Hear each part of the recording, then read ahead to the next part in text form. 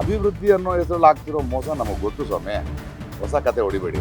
ಒಂದು 100 ಜನ ನೀವು ಸ್ಟ್ರೈಕ್ ಮಾಡಿದ್ರಿ ಅಂದ್ಕೊಳ್ಳಿ, 20 ಜನ ಈ ಕಡೆ ಕರ್ಕೊಂಡ್ಬಿಡೋದು, 40 ಜನ ಕರ್ಕೊಂಡ್ಬಿಡೋದು. ಈ ಆಟ ಯಾರ ಜೊತೆ ಆಟ ಆಡ್ತೀರಿ ನೀವು? ಒಂದು 13 ಹಳ್ಳಿಯವರು ಅವ್ರು ಏನು ಮಾಡ್ಬೇಕು? 13 ಹಳ್ಳಿಯವರು ಇವ್ರು ಕಟ್ಟೋ ಕಾರ್ಖಾನೆಗಳಲ್ಲಿ ವಾಚ್ಮನ್ಗಳಾಗ್ಬೇಕಾ? ಕಸ ತೊಳಿಬೇಕಾ? ನೋಡ್ತಾ ಇಲ್ವಾ ಏನಾಗ್ತಿದೆ ಅಂತ ಈ ದೇಶದಲ್ಲಿ? ನಿನ್ನೆ ಒಂದು ಒಳ್ಳೆ ಶಾಂತಿಯುತವಾದ ಹೋರಾಟ ನಡೆಸ್ತಾ ಇದ್ವಿ. ಯಾಕಂದರೆ ಫೈನಲ್ ನೋಟಿಫಿಕೇಶನ್ ಬಂದ ಮೇಲೆ ರೈತರು ಸುಮ್ಮನೆ ಇರೋಕ್ಕಾಗಲ್ಲ. ಇವತ್ತು ನಾವುಗಳೆಲ್ಲ ನಿಂತಿರೋದು ನಮ್ಮ ಹೋರಾಟ ಅಲ್ಲ, ಅದು ನಮ್ಮ ಹೋರಾಟನೇ. ರೈತರಿಗೆ ಏನಾರು ಆದರೆ ನಾವು ನಿಲ್ಲಬೇಕು. ಅದಕ್ಕೆ ಒತ್ತಾಗಿ ನಿಂತ್ಕೊಂಡು ಬಂದರು, ಕೇಳಿಸ್ಕೊಂಡ್ರು. ಇದು ಸಿದ್ದರಾಮಣ್ಣವ್ರಿಗೆ ಗೊತ್ತಿಲ್ಲದಿರೋ ವಿಷಯ ಏನಲ್ಲ. ಇದು 3.5-4 ವರ್ಷ ನಡೀತಿರೋ ಹೋರಾಟ. ಅವರು ವಿರೋಧ ಪಕ್ಷದಲ್ಲಿದ್ದಾಗ ಈ ಹೋರಾಟದ ಸ್ಥಳಕ್ಕೆ ಬಂದು ಇದು ಅನ್ಯಾಯ ಆಗ್ತಾ ಇರೋದು, ಇದನ್ನು ನಾನು ಅಧಿಕಾರಕ್ಕೆ ಬಂದ ಮೇಲೆ ಸರಿ ಮಾಡ್ತೀನಿ ಅಂತ ಹೇಳಿದ್ರು. ನಾವು ಅದನ್ನೇ ನೆನಪಿಸಿದ್ರಿ ಮತ್ತೆ ಮತ್ತೆ ಅವರಿಗೆ. ಇಲ್ಲ, ನೀವು ಹೇಳಿದ್ರಿ ಒಂದು ನೋಟಿಫಿಕೇಶನ್, ಅದಕ್ಕೆ ಫೈನಲ್ ನೋಟಿಫಿಕೇಶನ್ ಬಂದಿದೆ, ಅದು ಡಿನೋಟಿಫಿಕೇಶನ್ ಮಾಡಬೇಕು. ಅದನ್ನ ಏನು ಮಾಡ್ತಿರೋ ನಮಗೆ ಗೊತ್ತಿಲ್ಲ. ಸಮಸ್ಯೆ ಇದು ಅಂದಾಗ ಮೊದಲು ನಮಗೆ ಬೇಕಾಗಿರೋದು ನೀವೊಂದು ಮೀಟಿಂಗ್ ಕರೀರಿ. ಈ ರೈತರನ್ನು, ಈ ಕಮಿಟಿಯನ್ನು ನೀವು ಮೀಟಿಂಗ್ ಕರಿಬೇಕು ಮತ್ತು ಆ ರೈತರಿಗೆ ಆಶ್ವಾಸನೆ ಕೊಡಬೇಕು. ಮುಖ್ಯಮಂತ್ರಿಯಾಗಿ ನಾನು ಇದರ ಬಗ್ಗೆ ಪಾಸಿಟಿವ್ ಆಗಿ ಯೋಚನೆ ಮಾಡ್ತಾ ಇದ್ದೀನಿ, ನಮಗೆ ಡೇಟ್ ಕೊಡಿ. ಅದಕ್ಕೆ ಕೊನೆಗೂ ಅವರೀಗ ಅದನ್ನು ಪತ್ರಿಕೆಯನ್ನು ಹೊರಡಿಸಿದ್ದಾರೆ. ಅವರು 4ನೇ ತಾರೀಕು ಶುಕ್ರವಾರ ನಮಗೆ 11:00ವರೆಗೆ ಮೀಟಿಂಗ್ ಕೊಟ್ಟಿದ್ದಾರೆ. ನಾವು ಬರ್ತೀವಿ. ನಮ್ಮ ಎರಡೂ ಸಾಧ್ಯತೆಗಳನ್ನು, ಅದನ್ನು ಹೇಗೆ ಡಿನೋಟಿಫಿಕೇಶನ್ ಮಾಡಬೇಕು, ಇದನ್ನೇನು ಮಾಡಬೇಕು ಅನ್ನೋದ್ರ ಬಗ್ಗೆ ಕೂಲಂಕಷವಾಗಿ ಚರ್ಚಿಸ್ತೀವಿ. ಕೇಳಿಸ್ಕೊಳ್ಳೋದು ಮುಖ್ಯ ನಮಗೆ, ಸ್ಪಂದಿಸೋದು ಭಾಳ ಮುಖ್ಯ ನಮಗೆ. ಅದನ್ನು ಕೊಟ್ಟಿದ್ದಾರೆ. ಆದರೆ ಅವ್ರಿಗೆ ಇನ್ನೊಂದು ಹೇಳಿದ್ದೀವಿ, ನೀವು 4ನೇ ತಾರೀಕು ತನಕ ತೊಗೊಳ್ತೀವಿ, ಓಕೆ, ನಾವು ನಿಮ್ಮ ಒತ್ತಡಗಳನ್ನು, ನಿಮ್ಮ ಸರ್ಕಾರದ ರೂಲ್ಸ್ಗಳನ್ನು ನೋಡ್ಬೋದು, ನಾವು ನಮ್ಮ ಅರ್ಥ ಮಾಡ್ಕೊಳ್ತೀವಿ. ಆದರೆ ಅಲ್ಲಿವರೆಗೆ ಫ್ರೀಡಮ್ ಸರ್ಕಲ್ನಲ್ಲಿ ನಮ್ಮ ಹೋರಾಟ ಮುಂದುವರಿಯುತ್ತೆ. ಅಲ್ಲ, ಯಾಕಪ್ಪ ಅಂದರೆ ಹಾಗೆಲ್ಲ ಆಗಲ್ಲ. ಅದು ಒಬ್ಬ ರೈತರು ನಮ್ಮ ನೋವನ್ನು ಕಂಟಿನ್ಯೂಸ್ ಆಗಿ ಹೇಳ್ತಾ ಹೋಗ್ತೇವೆ ನಾವು. ನಮ್ಮ ಹೋರಾಟ ನಡೆಯುತ್ತದು.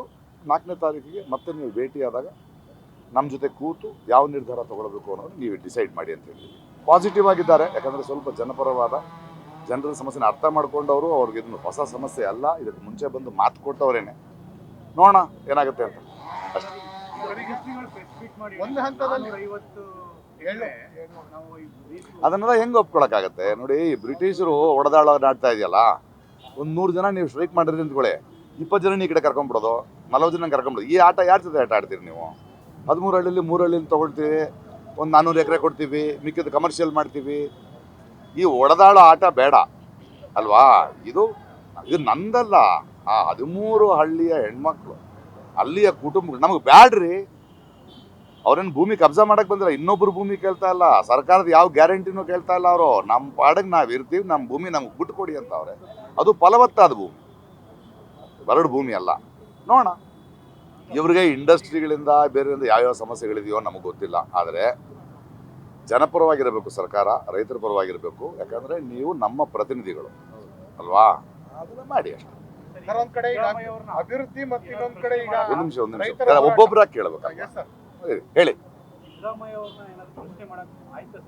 ಹೌದು, ಅದನ್ನ ಕೇಳಿದ್ವಿ ನಾವು, ಅದನ್ನ ಕೇಳಿದ್ವಿ. ಹೌದು, ನಾನು ಬಂದಿದ್ದೆ, ಮಾತು ಕೊಟ್ಟಿದ್ದೆ, ಈಗ ನೋಟಿಫಿಕೇಶನ್ ಆಗಬಾರ್ದಿತ್ತು.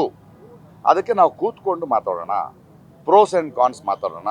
ಒಂದು ನೋಟಿಫಿಕೇಶನ್ ನಿಮ್ಗೆ ಸರ್ಕಾರ ಅರ್ಥ ಆಗ್ಬೋದು, ಡಿನೋಟಿಫೈ ಆಗಬೇಕು, ಲೀಗಲ್ಲು, ಜಸ್ಟಿಸ್ ಮಾತಾಡೋಣ ಕೂತ್ಕೊಂಡು. ನಾನು ಪಾಸಿಟಿವ್ ಆಗಿದ್ದೀನಿ, ಓಪನ್ ಆಗಿದ್ದೀನಿ. ನೀವು ಇಷ್ಟು ಪ್ರತಿಭಟನೆ ಮಾಡಿದಾಗ ನಾವು ಸ್ಪಂದಿಸಲೇಬೇಕು. ಆಯ್ತು. ಸರ್ಕಾರ ಹೇಳ್ತಾ ಇರೋದು ಒಂದ್ ಕಡೆ ಅಭಿವೃದ್ಧಿ ಆಗ್ಬೇಕು, ಇನ್ನೊಂದ್ ಕಡೆ ರೈತರ ಹೋರಾಟ, ಎರಡನ್ನೂ ಯಾವ ದೃಷ್ಟಿಕೋನ ನೋಡ್ಬೇಕು? ತಾವೇನು ಹೇಳೋದು?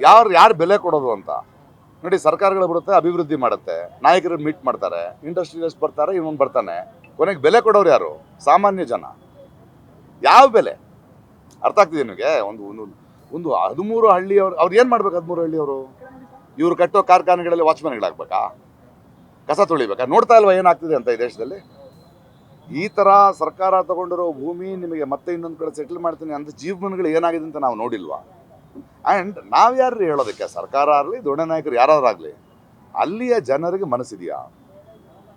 ಅವ್ರಿಗೆ ನಿಮ್ಮ ದುಡ್ಡು ಬೇಡ್ರಿ, ನಮ್ಮ ಭೂಮಿ ನಾವು ಇಟ್ಕೊಳ್ತೀವಿ, ನೀವು ಅದನ್ನು ಒಪ್ಕೊಳ್ಳೇಬೇಕು ಅಲ್ವಾ? ಅಭಿವೃದ್ಧಿ ಅನ್ನೋ ಹೆಸರಲ್ಲಿ ಆಗ್ತಿರೋ ಮೋಸ ನಮಗೆ ಗೊತ್ತು ಸ್ವಾಮಿ. ಹೊಸ ಕತೆ ಹೊಡಿಬೇಡಿ.